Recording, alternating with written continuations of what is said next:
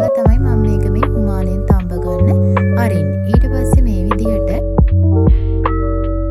චීතකරණේ පැය දෙකමාරක් තිබුණාට පස්සේ මෙන්න මේ විදිහට ඔයාලට කැරමල් පොඩි වෙන එක දකින්න පුළුවන්. හරි ලස්සන පාට හට හරිම රසයි.